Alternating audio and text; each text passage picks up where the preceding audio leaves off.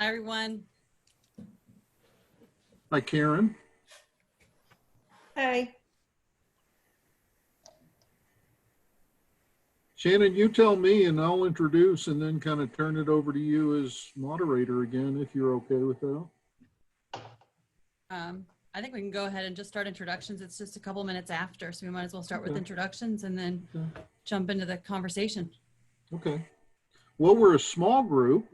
Do we want to go around and introduce ourselves? I can ask people as they're appearing on my screen if we want.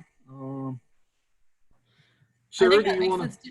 Did you already, you started recording? Okay, great. I did. I did. Okay. Sarah, do you want to introduce yourself? Sure. Hi, everyone. My name is Sarah Kelly. I serve as the Senior Assistant Principal for Preston Residential College at the University of South Carolina.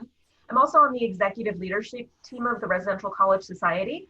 I serve as the webmaster, so if you ever see anything going on funky in the website, please let me know. And I'm also chairing the 2020 Virtual Residential College Symposium planning team. And hopefully we will get everyone to participate in that as well. Thanks. And I'm Clark Maddux. I'm the director of the Watauga Residential College at Appalachian State. I'm kind of doing the logistical end of this. We are recording it. We'll have a participant list and provide the recording on the website. And if you, we can share the participant listed as needed. I'm the guy who sort of asked for this because in our residential college, which has a heavy curricular component, we started talking as a result of recent events and sort of thinking about how we build a better residential college in our area, which is rural, predominantly white, not a very diverse community, and how we help students develop better multicultural competencies, but also how we as faculty and residence life people can help. So that's who I am. Christina, you're next on my screen. Hi, everyone. I'm Christina Jackson. I'm the Director of Residence Life at the University of South Carolina, and I'm actually in my second week on the job, so I just started last week. You'll settle in before you know it. Let's see, Lara Anderson, did I pronounce that correctly, or is it? Yes, so I'm Lara Anderson, also from the University of South Carolina, faculty principal of Preston Residential College. I'm also a faculty member in French and Applied Linguistics here. And next on my screen, I've got Anita Poole. Hi, everyone. I'm Anita Poole. I'm also from the University of South Carolina. I am the business manager for Preston Residential College, and soon also will be supporting another living learning community on campus. Good. And next is Karen. Hi, everyone. I'm Karen Inkelis. I'm the principal of Hereford Residential College at the University of Virginia. Also a faculty member in the Curry School of Education and Human Development, and I'm also a member of the executive team. And then Shannon. Hi, I'm Shannon Lundeen. I'm Director of Academic Residential Partnerships at Elon University in North Carolina, and I'm also in the philosophy department here, and I'm also on the exec team of RCS. And then Alexis. Hi, I am from Baylor University. I am our vice president for next year. I presented with Dr. Shriram for 2 of the past RCSs. There's some familiar faces here. I thought he'd be here, but he's not. So I guess I'm going to take notes for him. Maybe he'll join us. I hope he will. He's been busy. 4 kids and all. And they're all yeah, home. no kidding. And then my colleague, Julia. Hi, everyone, and I apologize for being a little bit late. My name is Julia Callander. I am the incoming faculty member in residence at Watauga Residential College at Appalachian State, and I am also faculty in the Department of Interdisciplinary Studies. And then Carrie.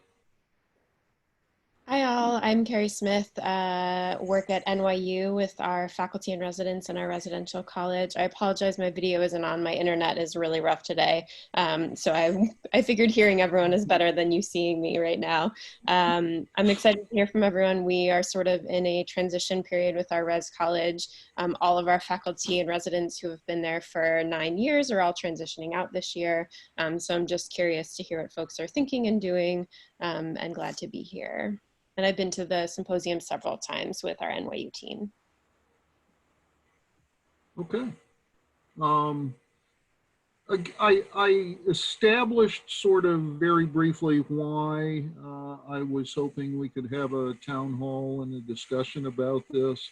Tell you just a little bit more about Appalachian State if you don't know. We're in the mountains of Western North Carolina, of course.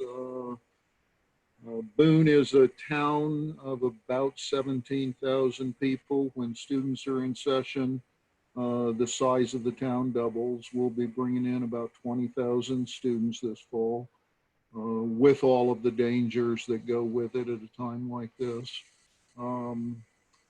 We are developing a more diverse faculty and staff, but the area is not diverse. Right now, we have about in a student population of about 20,000, we have 17% who are identified as diverse from across ethnic groups.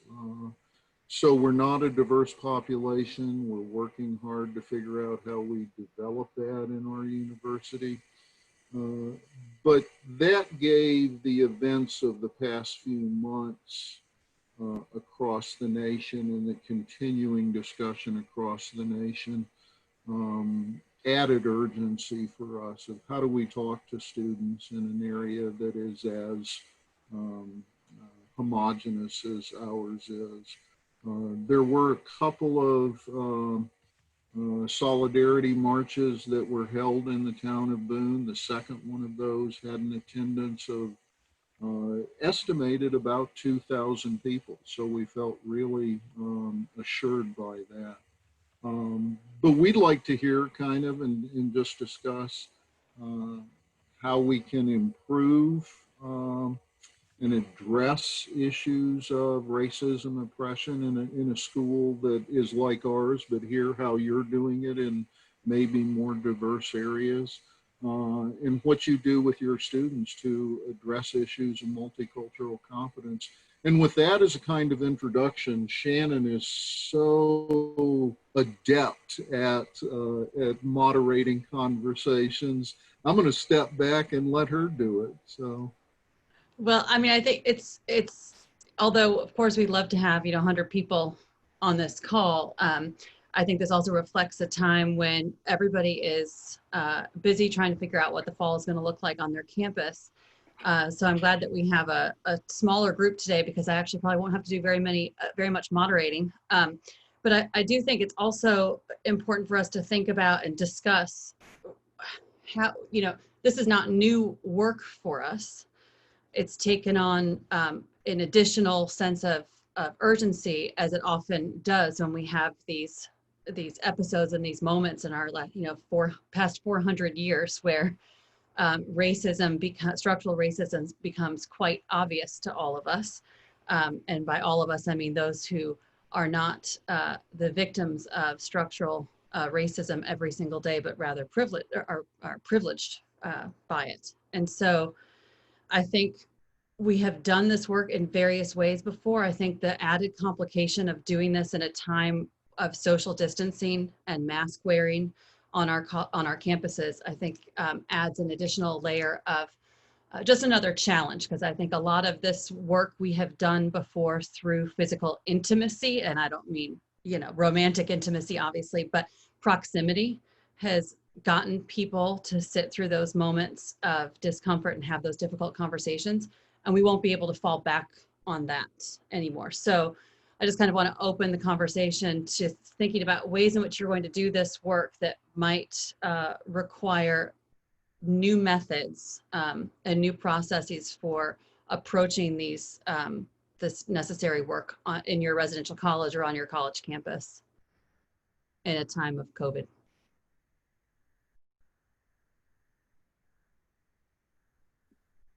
This is Carrie from NYU. So we, in the past, for our residential colleges, a little different and less traditional in that we have a first year building of about 250 students, and then an upper class building where students transition to of about 370 sophomore, junior, seniors. So that's mostly because in New York City, we don't have a lot of space, but that's sort of our structure. So for our first year students every year, we offer them an inclusive leadership retreat, and it's really framed around social justice, sort of understanding terms, language, sort of coming to a very diverse location, and sort of getting a grasp on that and getting connected to your other 250 students coming from all over the world.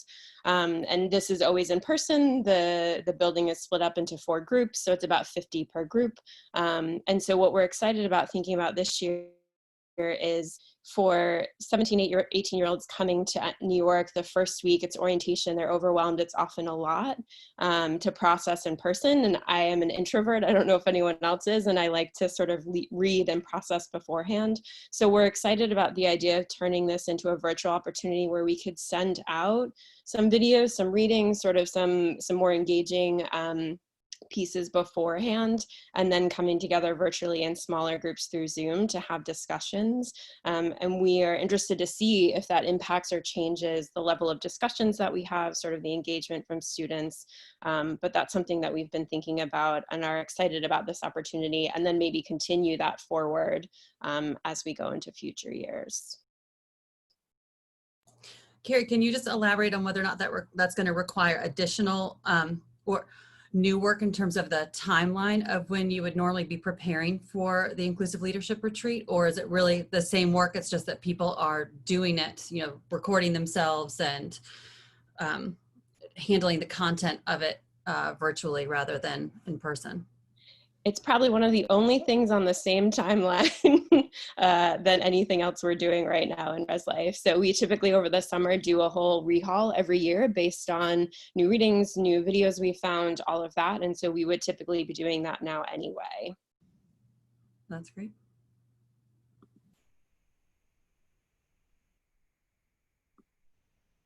Can anybody else share what they are, if you've got any concrete plans for things, programs or events that you're going to do, whether they're virtual or otherwise, or things that you've been thinking about that you would normally do face-to-face that you just can't quite figure out how you might do it in an environment of either social distancing or virtually?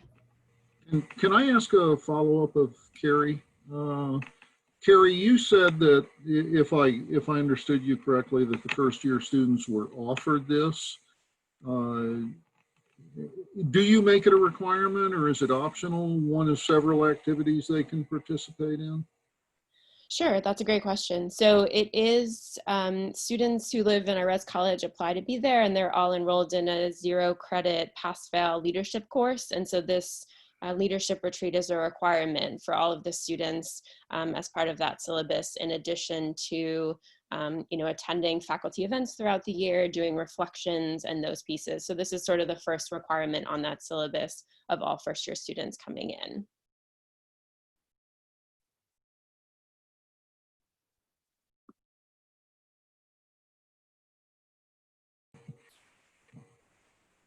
Alexis has some input, she said. Hi. So as I said, I'm our vice president for our council this year at Brooks College.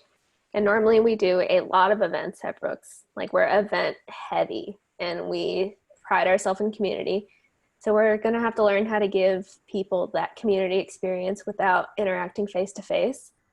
So the council and I have come up with ideas on how to make social distancing easier, like providing all the necessary resources. So if we do meet or choose to hang out, we follow the guidelines that are necessary to be safe and healthy. So we opted to start like welcome bags at the beginning of the semester to include face masks, hand sanitizers, and other things like that. So this way everyone has access to these materials, so no one feels as if they're not equipped to feel safe in their own home or community. I had this, like, we are trying to use larger spaces like our dining hall or outdoors. We have a quad, as you guys visited last year, and we're going to try to host more events outside. Probably going to give out picnic blankets. This way everyone has their own individual things. And if you do host events with food, we've opted to do individually packaged food instead of, you know, how we used to do, like, you have a bowl of chips or a large container of drinks. But if we do individually packaged, I think that should reduce the amount of contamination and transmission with everything going on. The hardest part right now for us is bonding as a council. So we've tried a lot of things virtually. There are a lot of online games. Yeah. Sorry, I was just reading the chat, No, so I got distracted. I'm sorry. It's okay. I'm gonna hide it because I have the attention span of a goldfish. So we have done Netflix parties. There are online games like Jackbox, Kahoot. There are other games that you can do to use for bonding experience, even with adults and not just college students, because I think vulnerability is hard virtually. And I think it is a good foundation of any team or any group of people. And I think making it casual and seem more comfortable and encouraging those to be themselves online has been the most beneficial thing. We're still adjusting, but I'm sure it's really hard when you have to, I guess, plan for something you're not sure of, or I guess try to make things fun virtually. So we're all pretty limited, but I think collaborating with other schools and other faculty members has been beneficial for us in coming up with new ideas. So that's all I've got. Alexis, I have a follow-up for you, which is just because you can offer us a student perspective as someone who has been already conditioned to be engaged and involved and is obviously a student leader and peer mentor in your role. What do you think we are going to face as we try to get students engaged in any kind of conversations outside of the academic classroom, whether that classroom is a Zoom meeting or is a limited face-to-face, and then we're also asking them to do the majority of their student organizational, community building and work, as well as their residential hall floor or college community building and programming also virtually or in a hybrid format. What is, as someone who said she has the attention span of a goldfish, what do you think is going to be the, you know, psychological or emotional both toll as well as endurance of our students who are going to be asked to be in these environments, either very much virtually or in a hybrid fashion, when we think about programming in our residential colleges? I think the hardest part is that kids will be kids no matter how old we are, and getting us to follow the rules. So guidelines haven't officially come out for most schools. Baylor hasn't really said anything official other than the fact that we're required to wear face masks.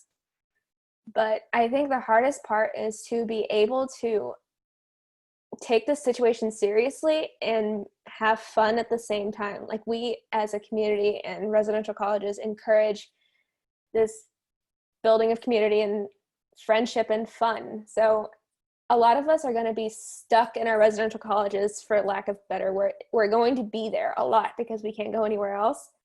So you could use that to your advantage and use your environment to your advantage. So a lot of students will be staring at the same four walls for the rest of the year, but capitalize on the bigger spaces that you have and make it. So in my communications class, we like to use the words stimulation variation. So it's try to do something different as you can. Like, I think we're going to start using, Brooks has this tower like on the roof area. We have this small space and we don't usually go up there, but we might have to, I guess, get really creative with the spaces we use. So we can't use super small spaces. Being outside makes it seem safe. I think it was safer. You're less likely to get corona outside. But I think emotionally it's going to be the hardest for freshmen. because they basically miss their graduation, and college experience is supposed to be fun and new, but they're basically coming to be grounded. So I would focus on freshmen a lot, and ask your student leaders to be compassionate and role models, because if they're not following the rules, then freshmen are unlikely to as well, because we see older kids do cool stuff and all of a sudden it's like, oh, well, they're not doing it, why do I have to do it? Wear your face mask, wash your hands, social distancing. Yeah, that's going to be the hard part, is just to get people to want to do it. So I think if we just are more encouraging and compassionate about it, it'll be a lot easier. I don't know if that answers your question. Yeah, I mean, I'm thinking about how, you know, many of us as faculty and staff who are working either with, or some of us living in these residential settings with students who, as you said, don't always follow all the rules, right? You come to a residential campus, not just to take classes, but for the full social and developmental experience that it has to offer. And so knowing that we are going to be asking our students to be doing a lot of what we would ask them to normally do face-to-face, we're going to ask them to do online, so that everybody can feel a little bit safer in terms of their potential exposure level to this virus. How are we going, and I'm, you know, putting this to the whole group, how are we going to engage students in important conversations about, for example, the history and importance of Black Lives Matter in the US, talking about the 2020 election, when students are going to be very well suffering from Zoom out like the rest of us, right? Which is the burnout version of having all of these video calls and interactions. So I'll put that to all of you as a question. We use Zoom a lot. Instagram Live is an option. So, and then Dr. Rishi did this thing where when he used to, they're called Marriage Mondays, he would ask students to submit questions anonymously. So do a survey beforehand and then address these questions during the, like if they don't feel comfortable asking these questions, we address it during the presentation, which now we transfer to him presenting on Zoom. We all join, mute our mics, and then we either type in our question like we're doing now, or he reads off those anonymous questions and answers them with as much vulnerability as he can. With the Black Lives Matter and multicultural things, we had a multicultural, I guess, ice cream meeting. Like we do this once a semester, like all of our non-white students meet, and we just talk about how if we've ever felt ostracized, or just what it is like to be a student at Baylor and not white. And it's quite different because Texas, Waco, majority white. But I think you should, if you could, try to contact student leaders that are, I guess, with different ethnicity, and see if they feel comfortable leading a conversation like this, or if they're willing to talk to their peers about it, because it's easier to, not really easier, I guess it's better to listen to from your peers rather than a professor or faculty member talking at you. Yeah, influence of peers is the most important part about this, I think. Otherwise, it's just going to sound like another lecture from someone else or another professor.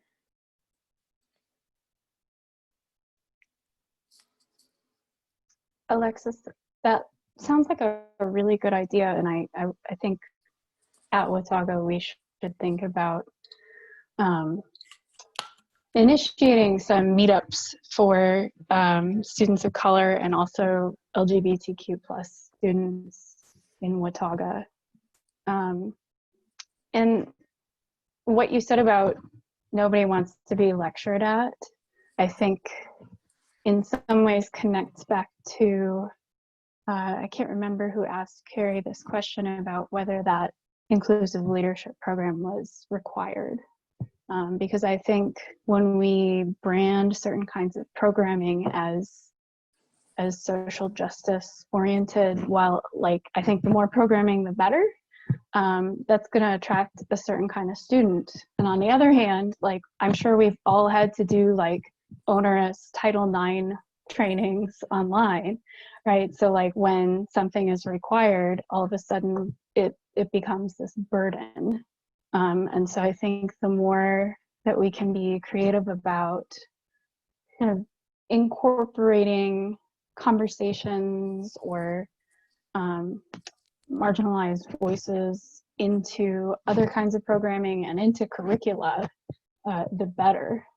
I'm thinking about, I'm running this summer book club, which is optional, and was not, I guess, like in retrospect, it was sort of like a sneaky social justice oriented book club, but I wasn't even thinking about that. And I think that maybe the more we can do that, the better as well. I would love to hear some ideas from other folks.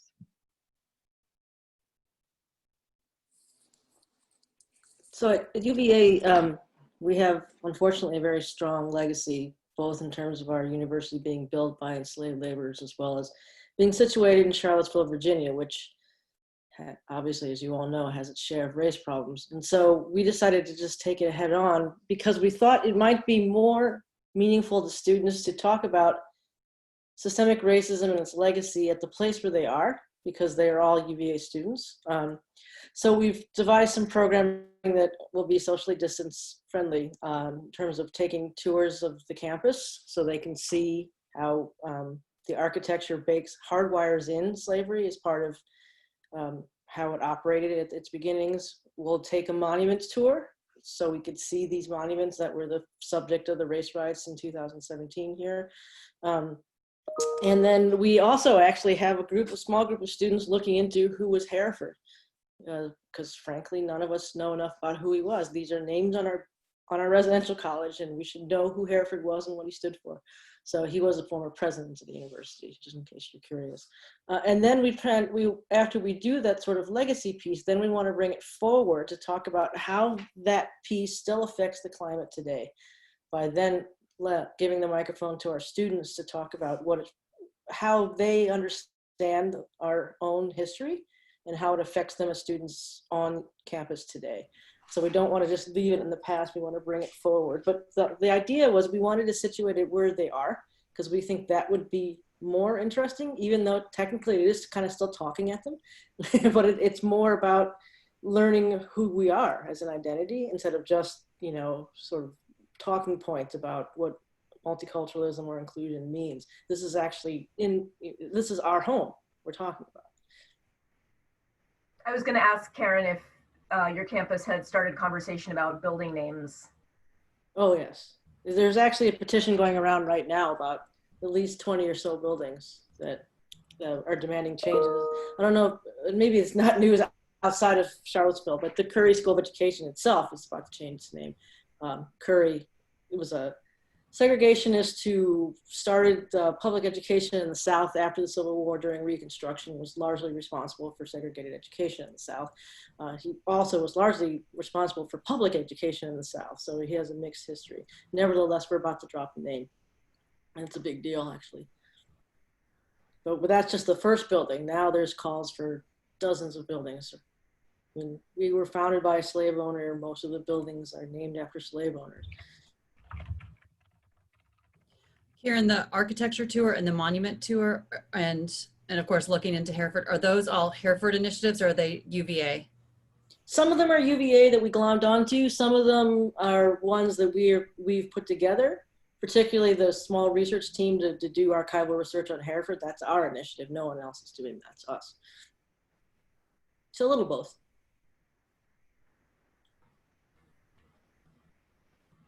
The University of South Carolina is in the exact same boat. And if I recall correctly, friends on campus, correct me if I'm wrong. I know that the University of South Carolina Board of Trustees have approved renaming one of the residence halls in our women's quad for sure, but it literally takes an active legislature to change building names on our campus. But we're working through that process. There is significant support from students and alumni to rename our fitness center, we'll see how far that goes. And I read somewhere that 17 buildings on our campus are named after individuals who were slave owners and or people of ill repute. So we'll see how many name changes we run into. In terms of the university as a whole, talking about diversity and awareness and support and pride, the University of South Carolina recently said that they would require all incoming first-year students to participate in a diversity module that's going to be part of orientation.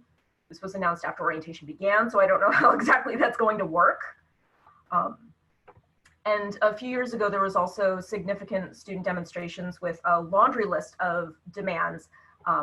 It happened in 2015 originally, and it was set to have all of the goals accomplished by 2020, and not a lot of them have been. So somebody found that document and it's being recirculated again, getting a lot of traction and attention. So our students as a whole already have this topic in front of them. So I'm curious to see how the incoming students engage with this conversation.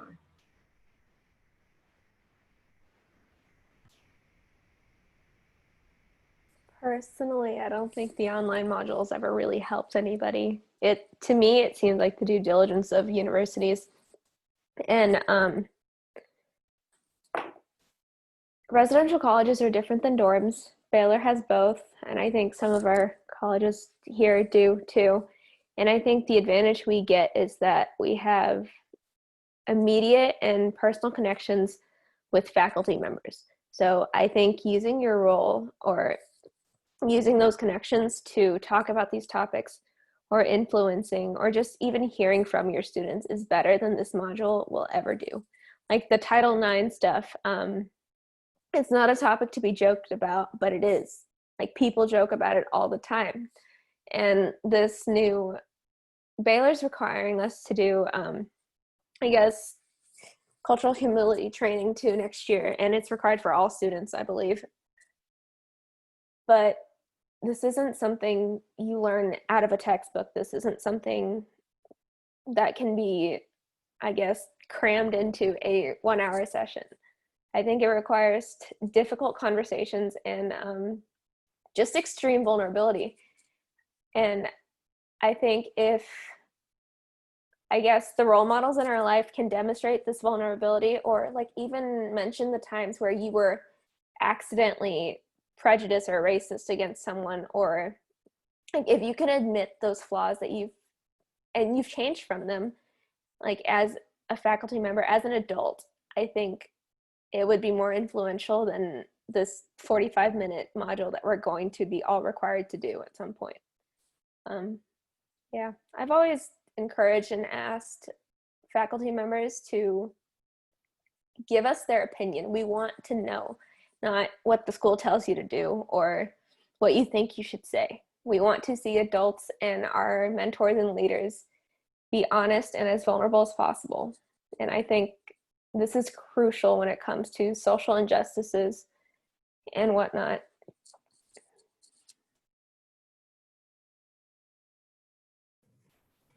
I'm listening to everyone, and it occurred to me that I wondered if we don't need to have an opportunity for students who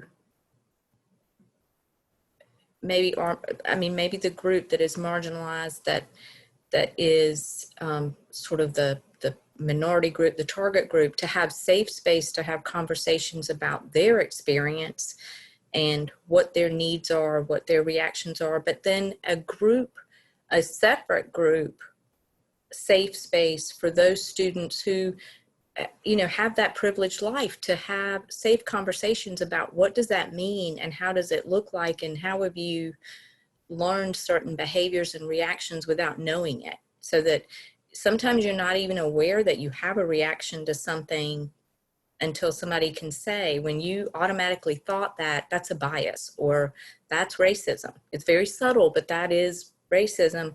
But to have a safe space where you can have that conversation, because it seems like it would be difficult to put all students in one group to say, let's have this conversation, because you're not going to feel safe or vulnerable. you know, but there needs to be education, I guess, and guidance in these conversations from different directions before we bring people together. Does that make sense?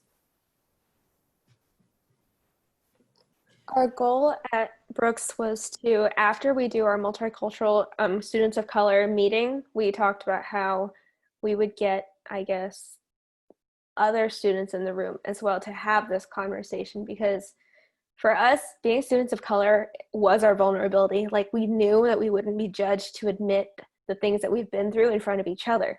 But when it came to, like, say, if we had another white student there, it would have been hard to, I guess, open up and be honest about how we've felt marginalized by white people. And they would feel attacked because not all white people are racist. And I think the whole safe space thing, this is one of those things where you should do a lecture for. So this way no one feels specifically picked out or feel guilty. But we're not supposed to make other people feel guilty or try to make them feel guilty. It's just, ignorance is a thing, and it's not always that it's bad to be ignorant, but it's not always your fault. And education is what we're here to educate people.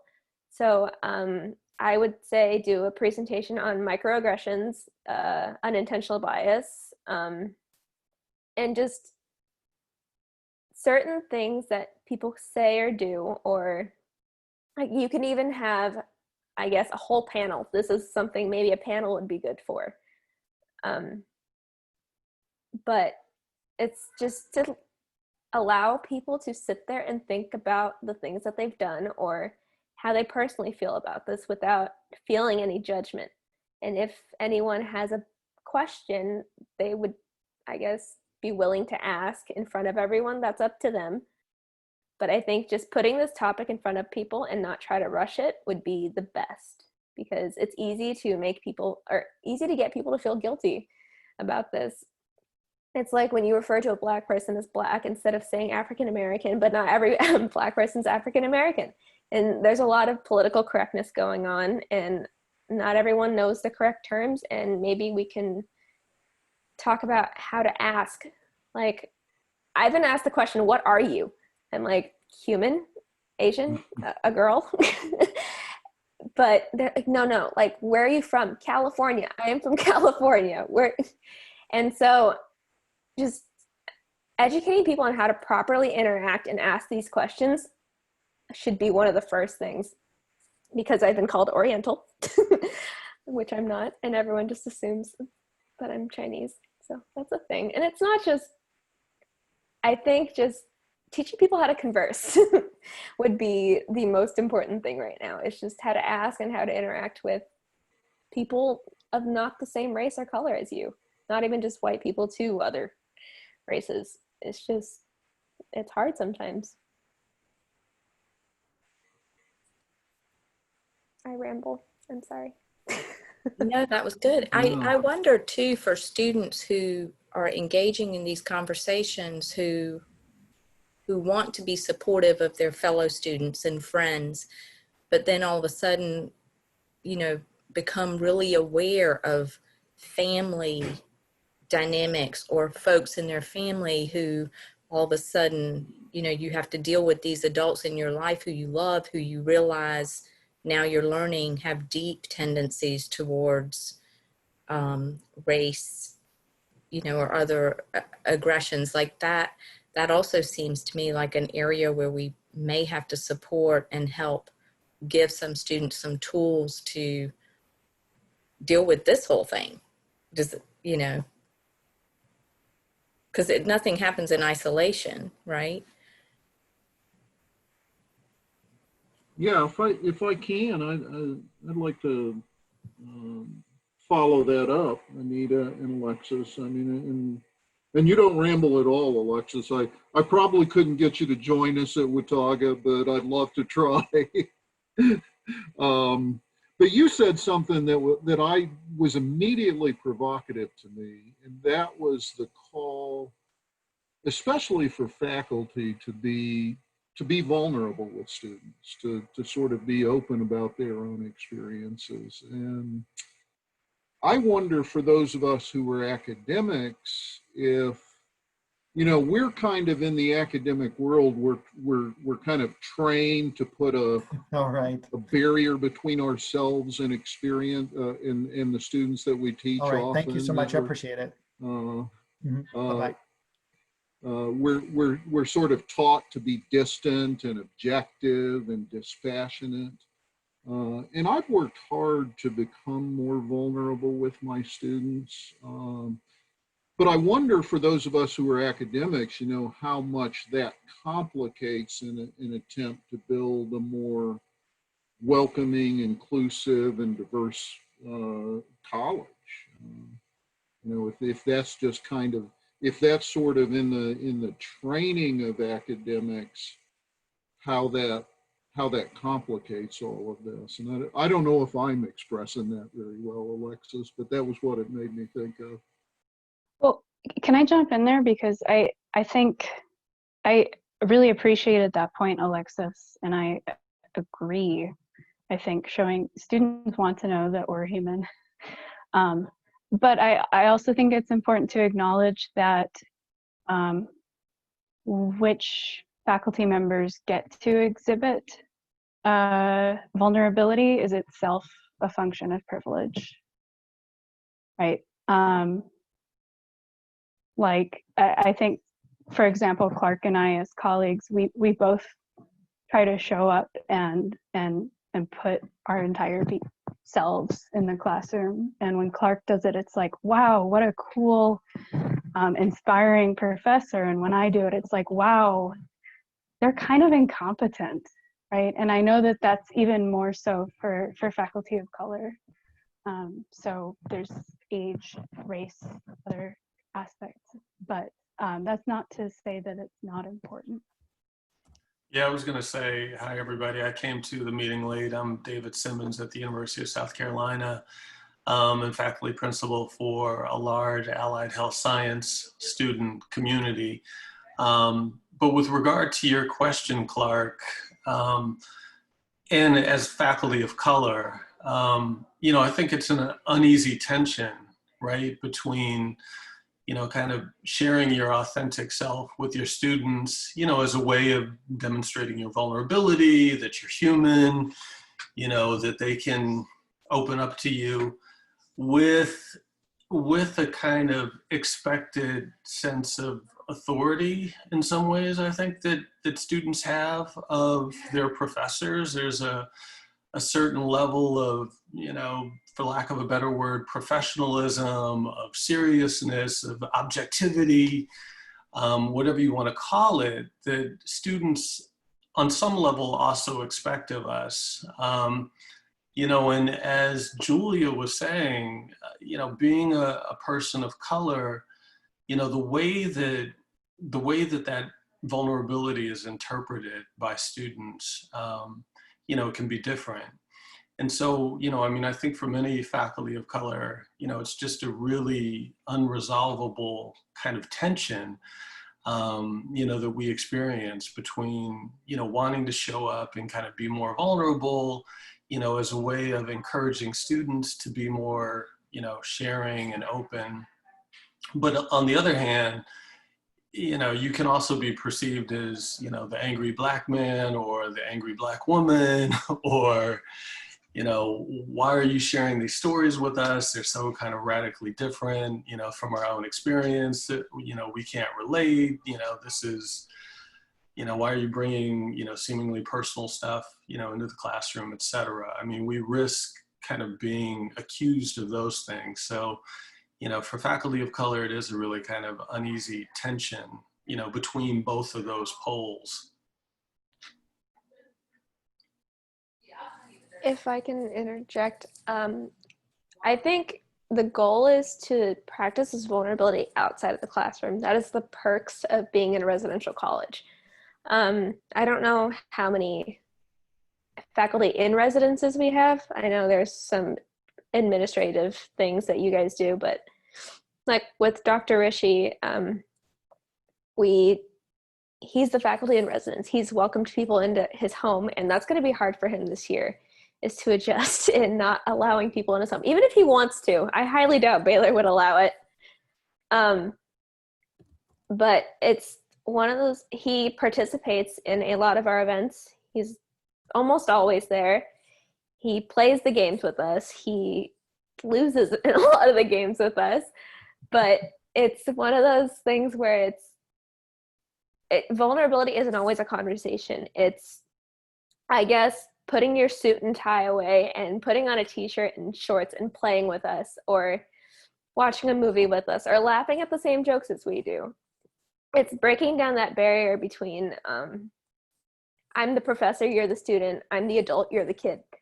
It's treating your college students as adults, because they're all at least probably 18, and it's their first time being away from their parents, and it's easy to look for a parental figure or something of authority. But I think our job as leadership in residential colleges is to advocate for our students and make them feel as if they are adults. They're strong, independent adults with their own thoughts and minds, and that with vulnerability, yes, it is a scary thing to do, especially as a faculty member, because you don't know if you're going to blur the lines between professionalism or you're that creepy weird guy who likes to tell people things about himself. But I think let the student lead. So you establish what you're comfortable with sharing, share that, and see how your students respond. And then eventually, if you seem approachable, I think they will come to you. Depending on whoever it is or whatever the situation may be, it's just establish to yourself what you're okay with sharing and which parts of your life you're willing to show to your students, and then set that as a guideline. And this goes for like being in the workforce too. It's just you just have parts and pieces of your life that you're willing to share, and whoever wants to capitalize on that can. At Baylor, we are all for religious vulnerability. The racial vulnerability just comes with the physical appearance of Dr. Sriram. He's Indian, and it's easier that way. But when it comes to being a, I guess, white professor, I highly doubt you're going to get these approaches or conversations welcomed. But if you have, I hate to admit this, but it would just be easier if you had someone on your faculty or on your team of color to help moderate and facilitate these conversations, because you're going to look like that crazy white lady who's just like, can you tell me about your racist problems? No one's going to take you seriously. And I think that's the problem. But admitting that you don't know everything is good. And I think that immediately, if you're showing up as a student wanting to learn about multicultural things and humility, I think it would be a better representation and, I guess, demonstration for your students than it would be if you were to try to teach this yourself. I told you I ramble. Not at all. I agree. I think a diversity of perspectives could be helpful here. I'm just thinking of the example that Alexis gave herself. I don't know that I would be comfortable in all circumstances speaking on behalf of issues related to diversity writ large, but in the things that she mentioned, particularly the "where are you from" comment, I've heard that hundreds of times myself in my life. And I can say that maybe that gives me more empathy in that particular realm and more capability to talk about it. To also say, I also understand that might be the first time that person ever asked someone where they're from, but they don't recognize that was the 585th time someone has asked me that question, right? So how can we talk to each other without immediately assuming the worst of one another under those circumstances? And that's something I feel more comfortable talking about because I have more experience with it. So if we had a more diverse set of perspectives, there might be other people who feel more comfortable talking about something else that I don't feel comfortable talking about. And together we can all make progress. I agree. And also not to burn out the one person who is talking about their experiences and that one person that's chosen to talk about it every single time. I think it'll be helpful to have multiple perspectives, especially, you know, thinking about me as a Black woman. I don't want to necessarily be the person that has to, you know, to talk about it every single time. There's other people who can talk about it, and let's bring everyone's experiences to the table. Yes, I have my own experiences, but I'm not the only one.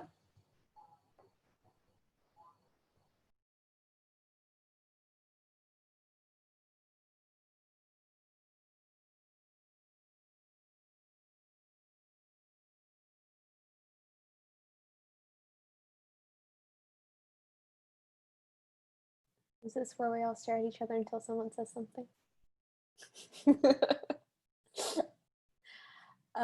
Christina, I actually have a question for you. Could you remind me your, I guess, position in like the residential college before I ask you the question? Sure, I'm actually the director of residence life. Okay. So I'm just starting and getting to work with the residential colleges. So just started last week.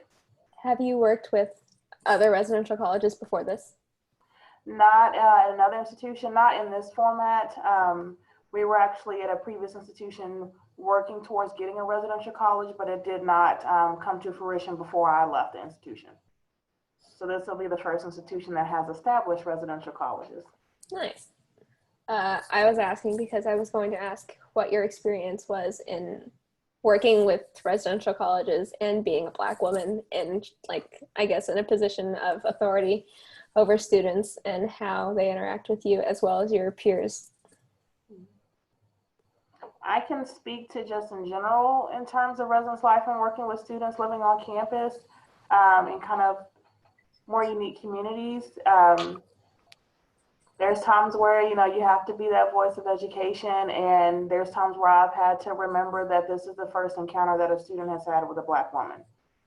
And really having to take a step back, especially the conversations that I've had to have with students or hearing their comments towards me or others, and trying to be able to kind of play that mediator role between two students or various groups of students, and understanding that this is some reminder that, you know, they came to this university, this is the first time they've had that encounter with someone that looks different from them.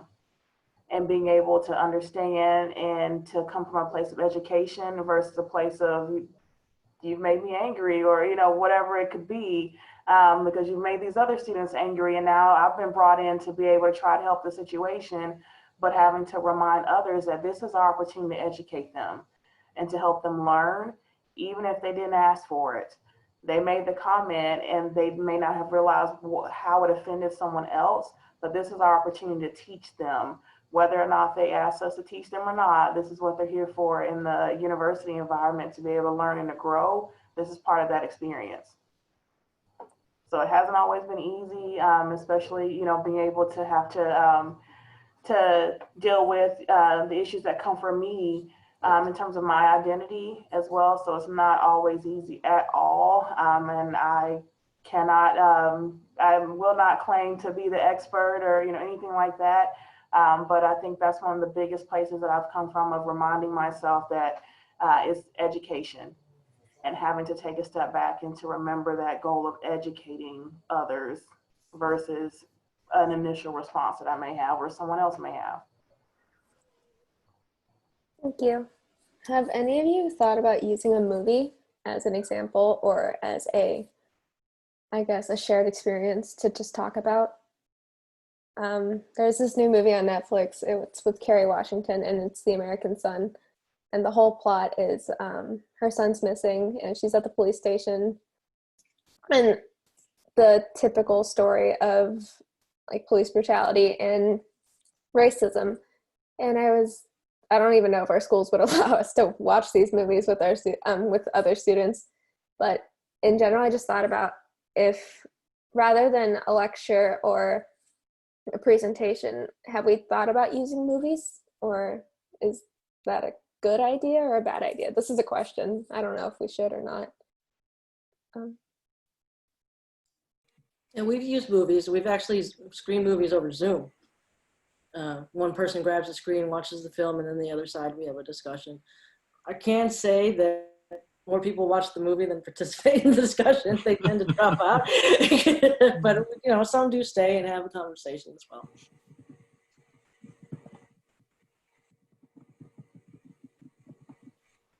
I've used movies as well. Pretty good feedback and participation from those that are involved, not just on the student lens. I think as we were talking about conversations and the vulnerability of faculty and staff, the movie actually kind of helped with that, when you just kind of mix everyone together and let's talk about our reactions to the movie. It was a pretty helpful experience and allowed people to just kind of talk more about, okay, we just watched this movie, we were all in the moment together, let's unpack that moment. So it was actually a nice experience. It helped move the conversation forward. So I've used them before.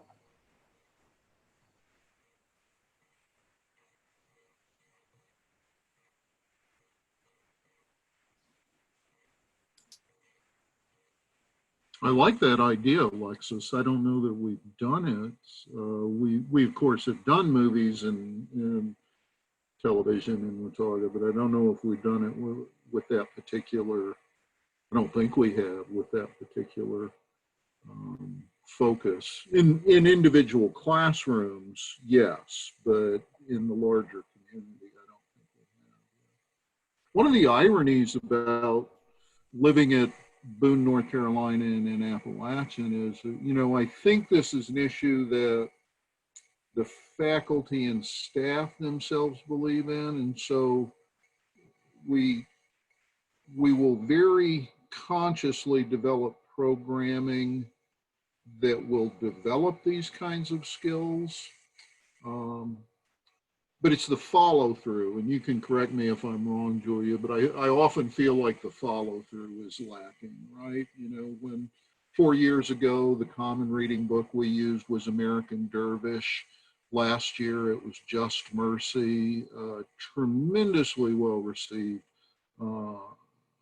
by students. The Laramie Project the year before that, tremendously well received by students.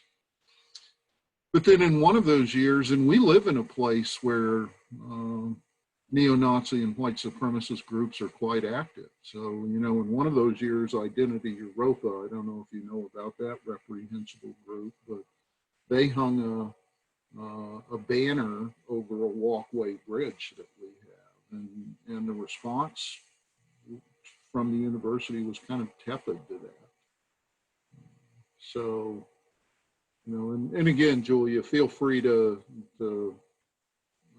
jump in on that, but that's my sense, is we often don't, we'll develop lots of good programming like you were saying, but then it's not deep enough to have any maybe real lasting difference. No, I think that's exactly right. And this is a pretty raw week, but I think there's a lot of well-meaning kind of BS without any follow through. Yeah.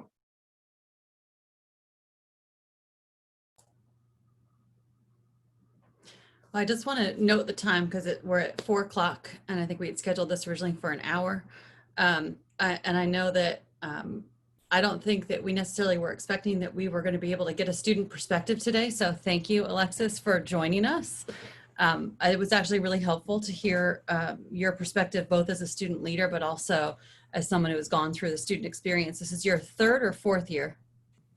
4th, yeah, 4th and final. So that was really valuable. I think that as we all are starting to work on programming ideas and ways to engage our students in this hybrid or virtual format that we may be forced to face in the fall, it would be great to be able to share some of these programming ideas, some concrete specific ideas for things that we're doing.